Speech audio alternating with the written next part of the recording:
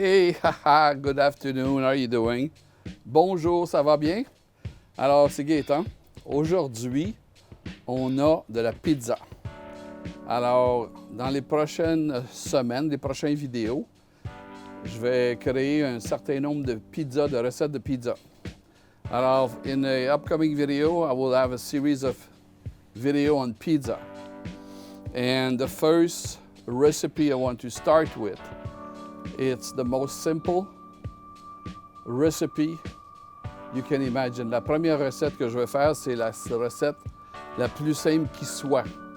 Mais il y a des subtilités, des détails à comprendre ou à connaître. So this recipe is simple, but simplicity may be deceiving because along the way I will try to point out some detail that we have to be aware to make this dough for the pizza a success. So let's start with, we need first a scale. On a d'abord besoin d'une pesée et on met notre bol vide sur la pesée. La recette, c'est simple, 4 ingrédients. 4 ingredients for the recipe.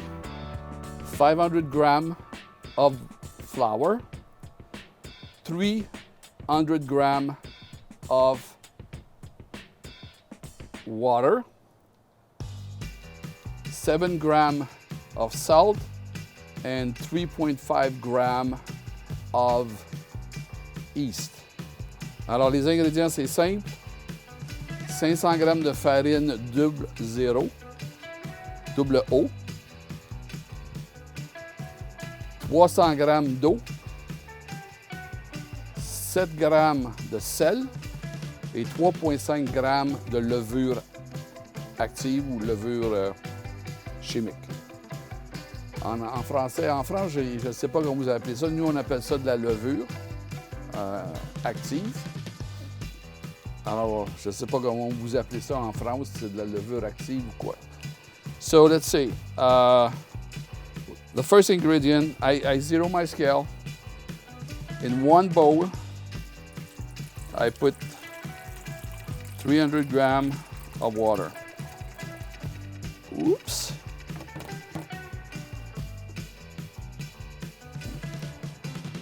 $1.99 to 300 exactly. Okay.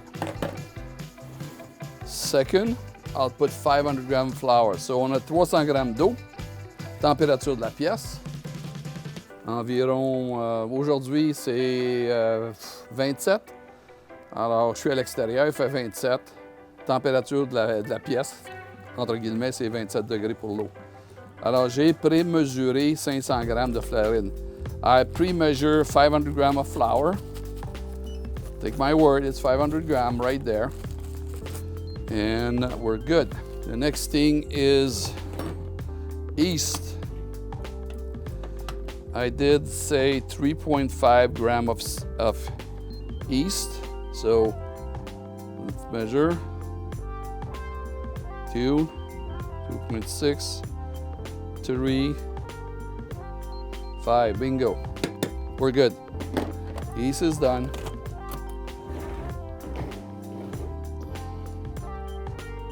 This thing is, yep, 3.5. Now salt, 7 grams of salt. This time I'll put the salt on the edge of the container. 0. I'll put it on the edge here. 5. Ooh, 7.1.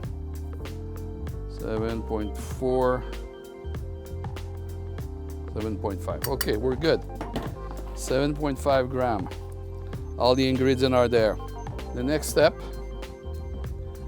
is I'll bring the blender center stage sideways so you can see it, hopefully. And I will put the container like this. And hook. J'utilise un mix-up. Un mélangeur. Donc, le mot français, comment on appelle, mixer, la mixette, l'agitateur, je ne sais pas. This is a mixer, very simple. I put that speed number 1, and I'll see in a second or two, in a moment, how it's going to look like. Alors Geneviève me dit que ça s'appelle un malaxeur.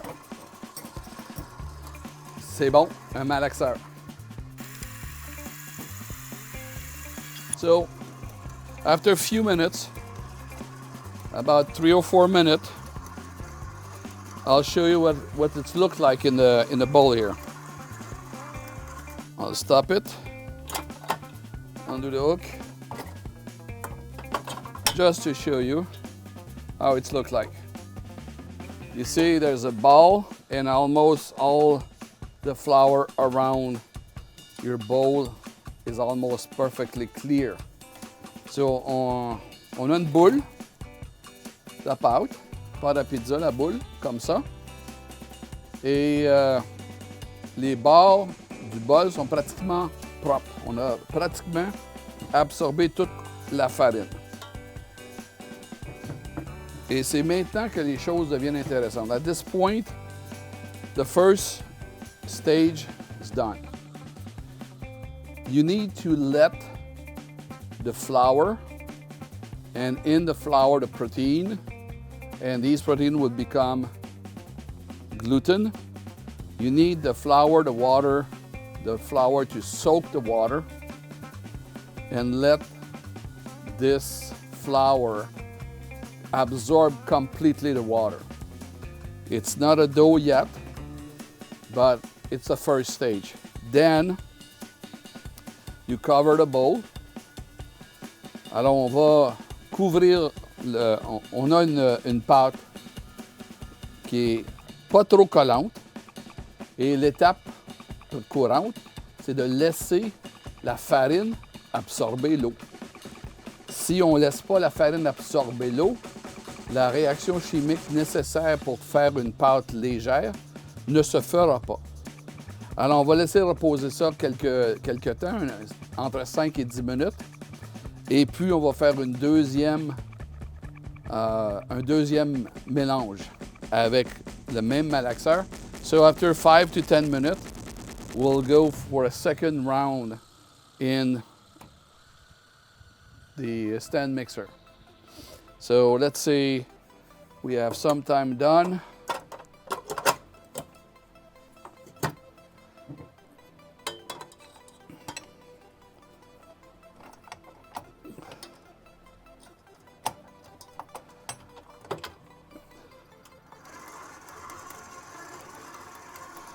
So the ratio between the water and the flour is such that the bowl of dough, it's not sticking to the bowl, and in fact it's cleaning every aspect of the flour on the side of the bowl. At the end, your bowl will be practically clean. So, ce que l'on fait avec le malaxeur, c'est que avec le travail du malaxeur, le travail du crochet, on va faire deux choses. On va faciliter l'absorption de l'eau, mais on va développer les protéines. Les protéines vont développer le gluten, et le gluten, c'est ce qui donne la structure à la pâte à pizza. Alors, on a une structure très légère, et pour cette raison-là, on va continuer à mélanger avec le crochet. Et le crochet a un effet mécanique. Il étire la pâte, il étire les molécules de protéines, et ces molécules de protéines avec l'eau et avec la farine développent le gluten. Le gluten est comme une cellule très longue, et cette cellule-là va former la structure même de la pâte. So, having a hook like that in the stand mixer, there's a mechanical action where we stretch the dough, we facilitate the absorption of the water, we stretch the protein of the flour, to create gluten, and the gluten become a long string. And that long string of protein called gluten is the essential structure for the crust of your pizza. You don't do this, you will have a crust like a cookie. Very crisp, very stiff, but no texture at all, very hard. We don't want that. We want something crispy, light, puffy, and that's what we are aiming for. So the process of the mixer takes between 10 and 15 minutes, depending on the condition of your flour, condition of the moisture, temperature, so on and so forth. You check after a while and you see if the bowl becomes very silky to the surface. Alors, on fait ce processus avec le malaxeur pendant 5 à 10 minutes. Au bout de 5 à 10 minutes, peut-être 15 minutes, on regarde si la boule de pâte est devenue très soyeuse. Alors, regardons voir ce qui se passe.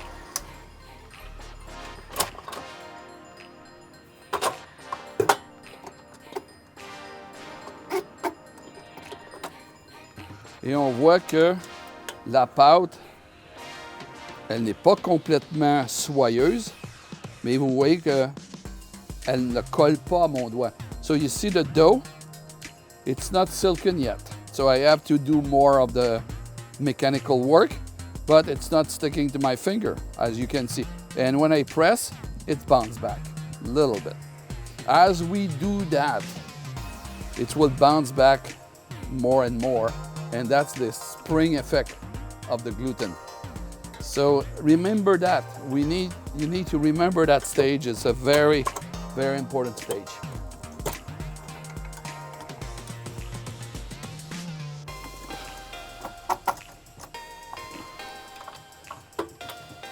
Dans le processus de faire la pâte à pizza, il y a un côté chimique, il y a un côté mécanique, et les deux s'aident mutuellement. So, in the process of doing the dough, there's a mechanical aspect.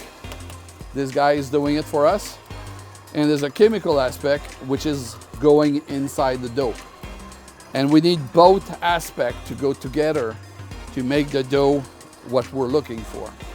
So let's say this runs for a long time, and then we'll stop here, and we'll get a dough that I did about 6 hours ago, 5-6 hours ago. So we mix that for 10 to 15 minutes until it's like a silky surface. Put it aside, let it rise in a sealed container, or you can put like a saran wrap on top. Alors on peut mettre un film de plastique, couvrir, sceller et laisser reposer entre 4 et environ 6 heures. Et environ 6 heures, encore une fois, dépend de la température, de la quantité d'eau, de la qualité de la farine et du travail qui a été fait avec le malaxeur. C'est un art, c'est une science, c'est les deux. Alors, on met ça de côté. Je vais aller chercher un échantillon que j'ai préparé. Et j'ai fait ça il y a environ 5 heures, donc il s'est reposé un bon 5 à 6 heures. Alors, voici ce que je vous montre. C'est la même quantité. Ça, c'est la même quantité de pâte. OK? Vous avez les deux exemples. Ça, je viens juste de le brasser. Et ça s'est reposé pendant environ 5 heures. Alors, on est prêt à s'attaquer à celui-là. Dans le processus de faire la pâte, in the process of doing the dough, I mentioned gluten is a protein which is elongated. And the more we elongate the protein, the more we have that protein. The more we stretch the dough, the more we have the gluten to a given point. And let's see how it's looked like. When I do this here, you see it's very, there's a lot of small bubble in there. Look at that. Still, my fingers are not really sticky to it. And so at this stage, what we need to do is to bring the dough and stretch it like this. At first, You have a little stretch, but as you go, you'll get more and more stretch.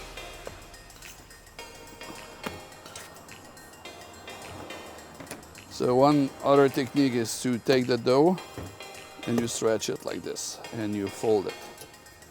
Stretch it, fold it. Turn, stretch it, fold it. Stretch it, fold it. You do that for 7 or 8 times, 9 times, 10 times, until you see a very smooth surface. At the end of the process, you can see the surface is quite silky in this area. So I need to do more and more and more. And the more I do it, the silkier is the surface. Alors en étirant la pâte, elle devient de plus en plus soyeuse et de plus en plus douce au toucher. Alors là, c'est très bon. On voit, on touche et ça rebondit. So when I touch, it's bounced back. So that's a dough which is absolutely ready to go.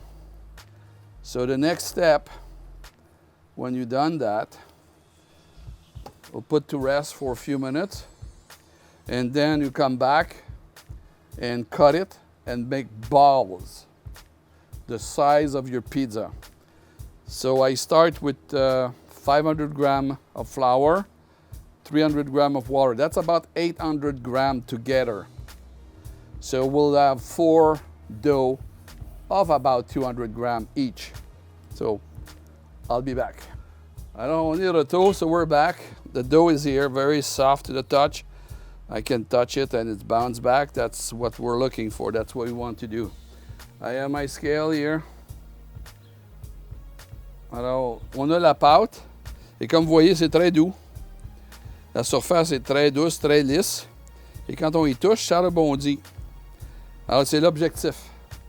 On cherche à avoir une pâte élastique qui rebondit, qui reprend sa structure. Alors, on la pèse juste pour s'assurer que on a 789 grammes. C'est presque 800, ça. Alors, 789, 190. Alors, je fais un calcul. 197,5. Alors, 197 grammes, 0,5, c'est le poids qu'on cherche à avoir. Alors, on va regarder ce qu'il y en est. 198. 199. 184, un peu faible.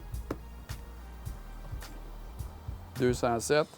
Alors, c'est ce petit coquin qui a volé à cette petite coquine la farine.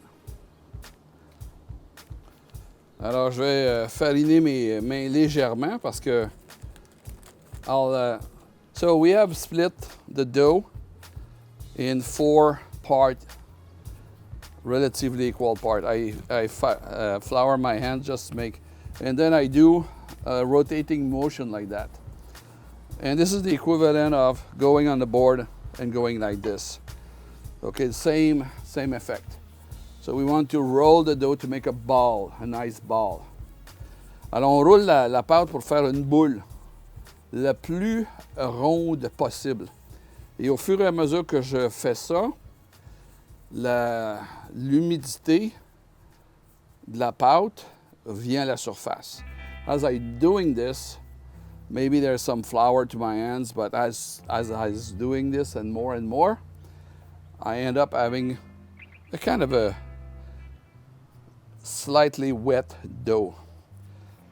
Not wet in a sense, it's liquid, but more like in the sense of moisture at the surface of the dough.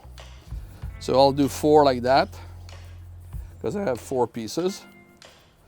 Did I mention that we're doing today a Neapolitan style of pizza? Okay.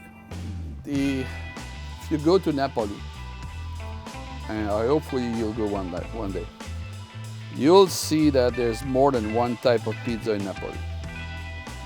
you can have a place where they will sell you what they call the portafolio. It's basically a round pizza that they fold in four, give you that pizza in wax paper and serve it to you, folded in four parts. And they call that the portafolio pizza. It's come from Napoli. So not every pizza we call Napolitana pizza they are from Napoli, but they are not from all the restaurants in Napoli. They are from a specific restaurant who was the host for Princess Margherita in 18 something. I don't really remember exactly the date. I was not there that day, but the restaurant was the host of Princess Margherita. And at the time, Italy was a series of small independent kingdoms. There was not really unity in Italy. And in honor of the Princess Margherita, the owner of the restaurant made a pizza that he called Pizza Margherita. And we use this pizza as a model of Neapolitan pizza. And why it was Margherita, the thinking of the owner of the restaurant was to use the three color of the Italian flag. There was the orange, tomato sauce, white, the cheese, and green basil. Alors pour résumer l'histoire un petit peu, à Napoli, vous avez différents genres de pizza. Et la pizza napolitaine, qu'on appelle napolitaine, se prépare dans certains restaurants napolitains. Pas tous les restaurants napolitains font la pizza napolitaine, que l'on appelle napolitaine. Il y a une pizza que vous pouvez avoir à Naples, et ça s'appelle portafolio en italien. En français, ça s'appellerait, on pourrait dire, le portefeuille, le porte-document. Alors, l'idée de cette pizza est très mince. On vous l'offre, on la plie en quatre et on vous la met dans un papier ciré. Et on vous la sert de cette façon-là. La pizza qu'on appelle napolitaine vient de la tradition d'un restaurant qui a accueilli la princesse Margherite, qui était la princesse du temps. Et puis, à l'époque, l'Italie était faite de royautés indépendantes. Et il n'y avait pas vraiment une union italienne, comme beaucoup envisageaient d'avoir. Alors, le restaurateur, dans sa sagesse, a créé une pizza qu'il a appelée la pizza margherita. Il l'a fait aux couleurs de l'Italie. Il y avait l'orange, la sauce tomate, le blanc de fromage mozzarella et le vert, c'était le basilic. Alors, c'est devenu ce qu'on appelle aujourd'hui la pizza napolitaine. Et parmi les pizzas napolitaines qu'on appelle ou qu'on connaît aujourd'hui, on appelle ça la pizza margherita. Et c'est à cause de cet événement-là qui a eu lieu au 19e siècle. Alors, aujourd'hui, on fait une pizza napolitana. Alors, j'ai fait mes boules de pâte. C'est une étape importante. Et je vais couvrir d'un plastique. I will cover that. This is an important step to make these balls. And I'll cover that with plastic. So go like this, cover.